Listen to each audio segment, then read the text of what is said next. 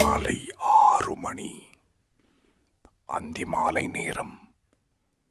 செவ்வானம் மெதுவாக இருளுக்கு வழிவிட்டு மறைந்து கொண்டிருந்தது. ஆள் நடமாட்டமே இல்லாத ஒரு வெறிச்சோடிய பாதை. அந்த இருளை கிழித்துக் கொண்டு ஒரு மோட்டார் சைக்கிளின் ஹெட்லைட் மட்டும் முன்னேறியது. காற்றின் சத்தம், தூரத்தில் ஆந்தையின் அலறல். அந்த பைக் மெதுவாக வந்து நின்றது. ஒரு பழைய பாழடைந்த ரயில் நிலையத்தின் முன்பு. அந்த பைக்கை ஓட்டி வந்தவன் மாரிமுத்து. அவன் முகத்தில் தெளிவான பயம். பின்னால் அமர்ந்திருந்தவர் மரியராஜ், 55 வயது, கவர்மெண்ட் ரயில்வே ஆபீசர். இந்த ஊருக்கு புதிதாக டிரான்ஸ்பர் ஆகி வந்த ஸ்டேஷன் மாஸ்டர். மரியராஜ் கீழே இறங்கி அந்த பில்டிங்கை பார்த்தார். அது ஒரு சாதாரண ஸ்டேஷன் இல்ல. 100 வருட மௌனத்தை சுமந்து நிற்கும் ஒரு இடம். பிரிட்டிஷ் காலத்தில் கட்டப்பட்டது. இப்போ பாசி படிந்த சுவர்கள், விரிசல் பட்ட தூண்கள், மங்கிய பெயர் பலகை. அதில் இன்னும் படிக்க முடிந்த ஒரு வார்த்தை, காரையார் பட்டி. மாரிமுத்து மெதுவா பேச ஆரம்பிச்சான். சார், நான் இங்கதான் நிக்கிறேன். நீங்க உள்ள போய் பார்த்துட்டு வாங்க. அவன் குரலில் நடுக்கம் தெளிவா தெரிஞ்சது. மரியராஜ் சிரிச்சார். என்னடா இது, ஒரு பழைய பில்டிங்காக இவ்வளவு பயமா? மாரிமுத்து சுற்றி பார்த்தான். காற்று கூட அவனை பயமுறுத்தும் மாதிரி இருந்தது. சார், இந்த இடத்துக்கு யாரும் வரமாட்டாங்க. ராத்திரி பேய் நடமாட்டம் இருக்கு. அதனாலதான் 100 வருஷமா ஸ்டேஷன் மூடப்பட்டது. மரியராஜ் எதுவும் பேசல. அவர் டார்ச் லைட் எடுத்தார். மெல்ல அந்த ஸ்டேஷனுக்குள்ள நடக்க ஆரம்பிச்சார். அவரோட காலடியில் காய்ந்த இலைகள் நசுங்கும் சத்தம். காற்றில் ஒரு பழைய வாசனை. நெடுந்தூரம் காலியான பிளாட்ஃபார்ம். 2 சின்ன ரூம்ஸ். அதுக்குள்ள ஒரு ரூம்ல புதிய computer, signal system, modern setup. ஆனா சுற்றி முழுக்க பழைய இருள். அவர் ஒவ்வொரு லைட்டையும் ஆன் பண்ணி செக் பண்ணார். Signal working, phone connection okay, எல்லாம் சரியா இருந்தது. 45 நிமிஷம் முழுக்க அவர் இன்ஸ்பெக்ஷன் பண்ணார். வெளியே வந்ததும் மாரிமுத்து இன்னும் பைக்லயே உட்கார்ந்திருந்தான். ஒரு அடி கூட நகரல. ஏண்டா இப்படி கல்ல மாதிரி உட்கார்ந்திருக்க? மாரிராஜ் கேட்டான். சார், இந்த இடத்துல ஏதோ ஒரு பாரம் மாதிரி இருக்கு. எனக்கு ரொம்ப பயமா இருக்கு.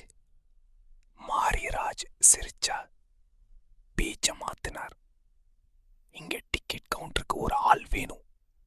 மாசம் 10,000 சேலரி. மாரிமுத்து உடனே, சார், லட்சம் கொடுத்தாலும் யாரும் இங்க வேலைக்கு வரமாட்டாங்க.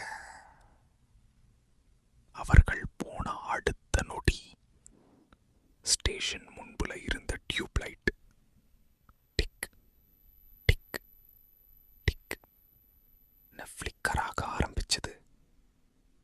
ஒளி, இருள். அந்த சில நொடிகள் பிளாட்ஃபார்ம் ஓரத்தில் யாரோ ஒருவர் நின்று கொண்டிருந்தார். ஒரு பெண் நிழல் அவர்கள் போன திசையை பார்த்து கொண்டிருந்தாள். மறுநாள் காலை மரியராஜ் மீண்டும் ஸ்டேஷனுக்கு வந்தார். பகல் நேரம். ஆனா அந்த இடத்தின் ஃபீலிங் மாறல. மாரிமுத்து இந்த தடவை கூட உள்ளே வர தயங்கினான். ஆனா ஃபைனலி அவனும் உள்ளே வந்தான். இங்க 2 ட்ராக் எதுக்கு சார்? மாரிமுத்து கேட்டான். மரியராஜ் எக்ஸ்பிளைன் பண்ணினார். சரக்கு ரயில் வரும். ஒரு ட்ராக்ல நிற்கும். இன்னொரு ட்ராக்ல மெயின் ட்ரெயின் போகும். அந்த நேரம் ரூம் வாசல் அருகே யாரோ நின்றது போல ஒரு ஷேடோ. மரியராஜ் திரும்பி பார்த்தார். யாரது? உள்ள வாங்க. மெல்ல ஒரு பெண் உள்ளே வந்தாள். அழகான கிராமத்து பெண். வெள்ளை நிற சுடிதார், மூக்கில் மூக்குத்தி, அமைதியான குரல். சார், என் பேர் மீனா. நீங்க வேலைக்கு ஆள் வேணும்னு சொன்னீங்களா? மரியராஜ் அவளை பார்த்தார். இப்போ ஜாப் இல்ல, இன்னும் 2 வாரம் ஆகும். உன் நம்பர் கொடு. அவள் ஒரு பேப்பர்ல நம்பர் எழுதி கொடுத்தாள். இது என் அப்பா நம்பர் சார் சொல்லிட்டு மெதுவா வெளியே போனாள். அவள் போனதும் மீண்டும் அந்த ஸ்டேஷன் சைலண்ட். மரியராஜ் சேர்ல உட்கார்ந்தார். சில நேரம் கழித்து அவருக்கு தூக்கம் வந்தது. திடீர்னு அவர் விழித்தார். வாசல் அருகே யாரோ எட்டி பார்க்கிற மாதிரி இருந்தது. அதே பெண், மீனா. ஏமா உள்ள வா. நான் அவர் சொல்லும் முன்னாடியே அந்த உருவம் மறைந்தது. மரியராஜ் வெளியே ஓடி பார்த்தார். யாருமே இல்லை. அவர் திரும்பி ரூமுக்கு வந்தார். அந்த பேப்பர் எடுக்க நினைத்தார். ஆனா அந்த பேப்பர் காணாம போயிருந்தது.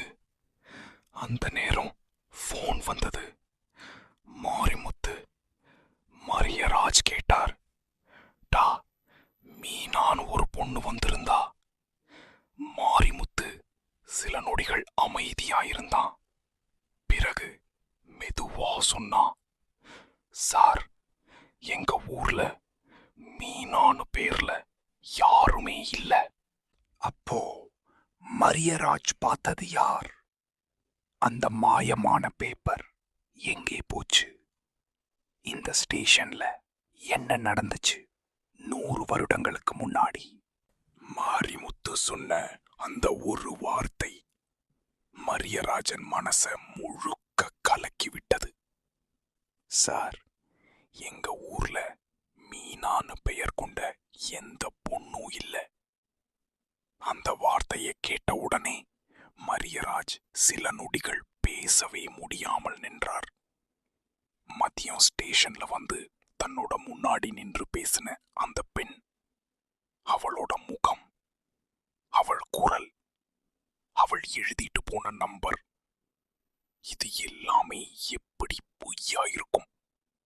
மாரிமுத்து அவசரமா பைக்க ஸ்டார்ட் பண்ணி அங்கிருந்து கிளம்பினான். அவன் போன சத்தம் மறைந்ததும் அந்த பழைய ரயில் நிலையம் மீண்டும் அந்த சேம் சைலன்ஸ்குள்ள விழுந்தது. காற்று மட்டும் சுவர்களை தட்டி ஓசை போட்டது. மரியராஜ் மெதுவா பெஞ்சில் உட்கார்ந்தார். நான் பார்த்தது யார்? இந்த கேள்வி மட்டும் அவரோட மைண்ட்ல திரும்ப திரும்ப வந்துகிட்டே இருந்தது. மாலை சூரியன் மறைய ஆரம்பிச்சதும் ஸ்டேஷன் இன்னும் பயமா தெரிய ஆரம்பிச்சது. சுவர்களில் படிந்த பாசி, காற்றில் அசைந்த காய்ந்த இலைகள், தூரத்துல கேட்ட ஆந்தை சத்தம், இதெல்லாமே அந்த இடத்துக்கு ஒரு ஹாரர் ஃபீலிங் கொடுத்தது.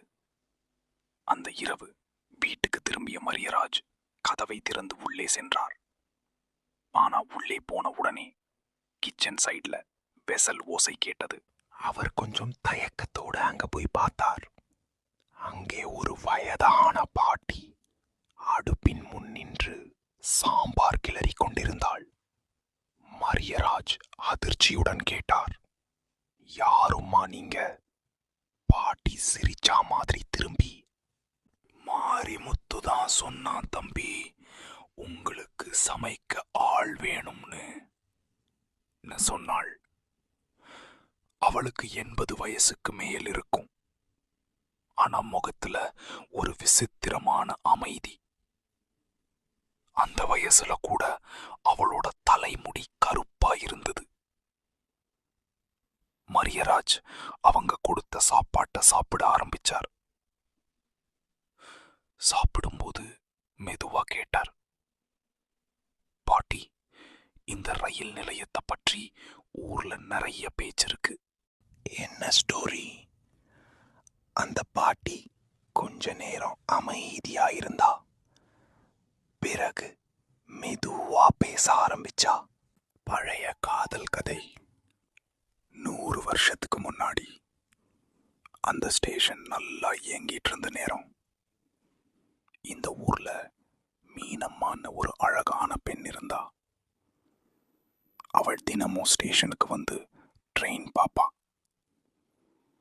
அங்கதான் ட்ரெயின் டிரைவரா இருந்த சண்முக சுந்தரத்தை பார்த்து காதலிச்சா. இருவரும் ரொம்ப ஆழமா காதலிச்சாங்க.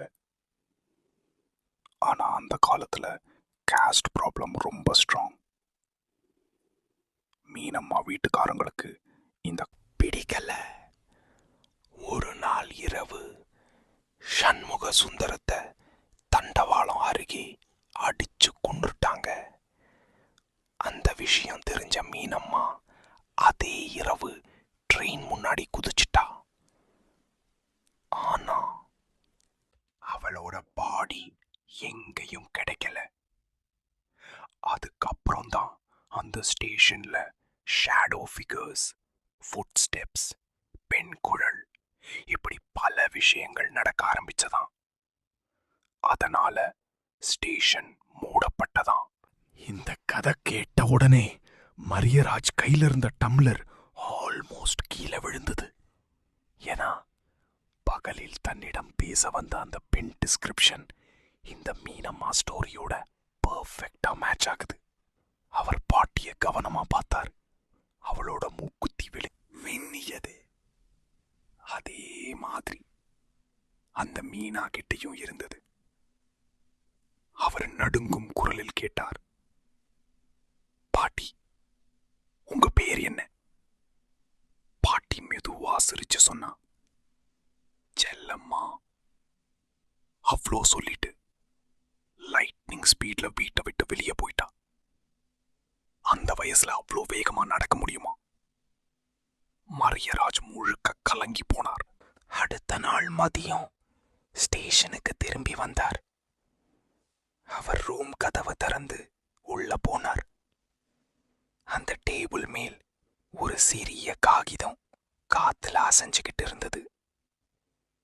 அவர் மெதுவா எடுத்தார். முதல் நாள் மாயமான அதே பேப்பர்.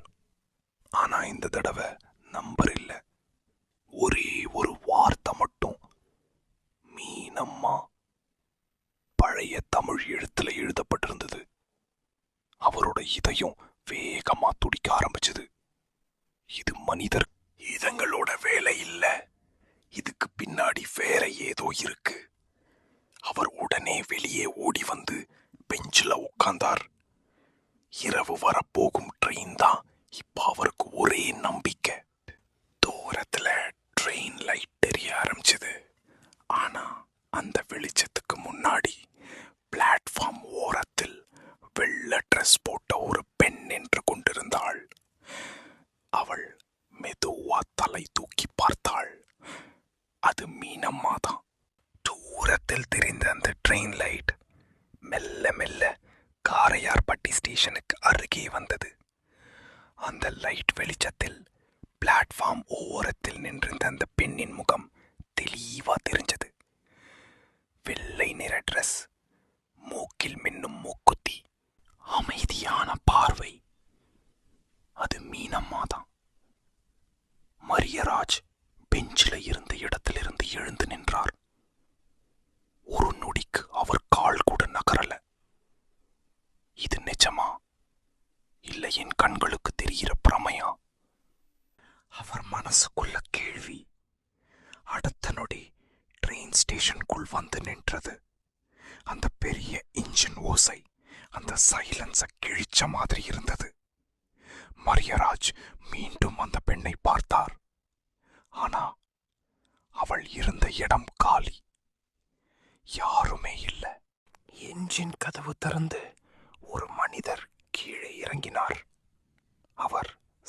பார்த்தபடி மரியராஜை பார்த்தார். சார், என்ன இவ்வளவு டென்ஷனா இருக்கீங்க? மரியராஜ் கொஞ்சம் திகைச்சு பார்த்தார். நான் தான் லோகோ பைலட் சண்முகம். அந்த பெயர் கேட்ட உடனே மரியராஜ் உடம்பு முழுக்க ஒரு சிலிர்ப்பு ஓடியது.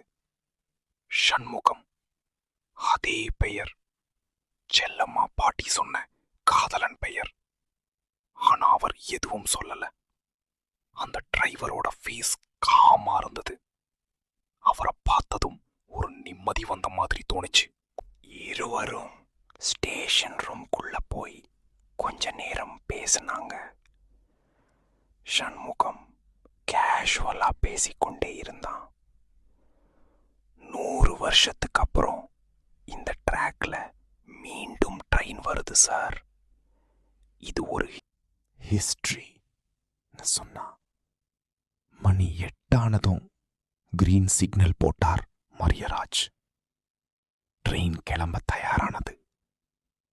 அந்த நேரம் மரியராஜ் திடீர்னு கேட்டார், நான் உங்க கூட மதுரை வரைக்கும் வரலாமா? சண்முகம் சிரிச்சான். தாராளமா வாங்க சார். ட்ரெயின் மெல்ல நகர ஆரம்பிச்சது. ஸ்டேஷன் லைட் பின்னாடி தள்ளி போக ஆரம்பிச்சது. அந்த நேரம்தான் மரியராஜுக்கு ஒரு ரிலீஃப். இந்த இடத்துல இருந்து தப்பிச்சிட்டேன்னு மனசுக்குள்ள நினைச்சார். ட்ரெயின் வேகம் கூட ஆரம்பிச்சது. வெளியே காத்து முகத்துல அடிச்சது. சில நிமிடங்கள் கழிச்சு சண்முகம் அவருக்கு அருகே வந்து நின்றான். சார், உங்க முகம் சரியில்லையே, என்னாச்சு? அவன் கேட்டதும் மரியராஜ் இதுவரை நடந்த எல்லாத்தையும் சொல்ல ஆரம்பிச்சார். மீனம்மா, செல்லம்மா, மாயமான பேப்பர், ஸ்டேஷன்ல ஷேடோ, எல்லாத்தையும் ஒரே மூச்சுல சொன்னார். அத கேட்ட சண்முகம் மெதுவா சிரிக்க ஆரம்பிச்சான். அந்த சிரிப்பு சாதாரணமா இல்ல, கொஞ்சம் கொஞ்சமா அது பயங்கரமா மாறிச்சு. மரியராஜ் அவனை பார்த்தார். அவனோட கண்கள் சிவப்பா மாற ஆரம்பிச்சது. முகம் மெதுவா கோபத்துல மாறினது. அவன் அருகே வந்து மெதுவா சொன்னான், அப்போ செத்த சண்முக சுந்தரத்தை நீங்க பார்க்கலையா? மரியராஜ் உடம்பு முழுக்க நடுங்க ஆரம்பிச்சது. அவர் பின்னாடி நகர முயற்சி பண்ணினார். அடுத்த நொடி சண்முகம் முழு பலத்தோட அவரை தள்ளினான். ஓடிக்கொண்டிருந்த ட்ரெயின்ல இருந்து மரியராஜ் வெளியே தூக்கி எறியப்பட்டார். அவர் உடம்பு தண்டவாளம் ஓரத்தில் உருண்டு விழுந்தது. தலை அருகில் இருந்த மரத்தில் மோதி ரத்தம் வெடிச்சது. அவரோட கண்கள் மெதுவா இருளில் மூழ்கின. மறுநாள் காலை ஆடு மேய்க்க வந்த ஒரு பையன் அவரை பார்த்து கூச்சலிட்டான். ஊர் மக்கள் ஓடி வந்து ஆம்புலன்ஸ் கூப்பிட்டாங்க. மரியராஜ் ஹாஸ்பிட்டலுக்கு கொண்டு செல்லப்பட்டார். 10 நாட்கள் கோமா மாதிரி இருந்தார். பிறகு மெதுவா கண் திறந்தார். அவரை சுத்தி போலீஸ் ஆபீசர்ஸ், ரயில்வே அதிகாரிகள். மரியராஜ் வீக்கா பேச ஆரம்பிச்சார். சார், அந்த சண்முகத்தை புடிங்க, அவன்தான் என்ன தள்ளினான். அந்த வார்த்தை கேட்ட உடனே அங்க இருந்த இன்ஸ்பெக்டர் ஃப்ரீஸ் ஆயிட்டார். அவர் மெதுவா சொன்னார், சார், அந்த நாள் ட்ரெயினை ஓட்டின டிரைவர் பேரு சரவணன்.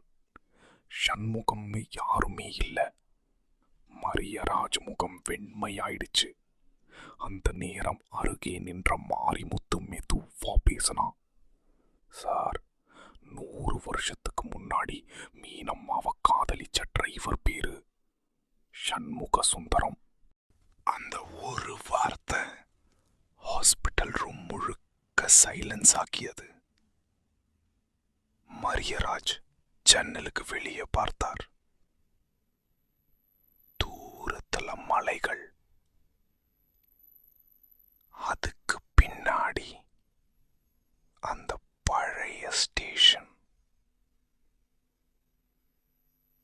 இன்னும் பல ரகசியங்களை புதைத்து சில நாட்களில் ரயில்வே டிபார்ட்மெண்ட் ஃபைனல் ஆர்டர் கொடுத்தது. காரையார்பட்டி ரயில் நிலையம் நிரந்தரமாக மூடப்பட்டது. மீண்டும் அந்த கேட் பூட்டப்பட்டது.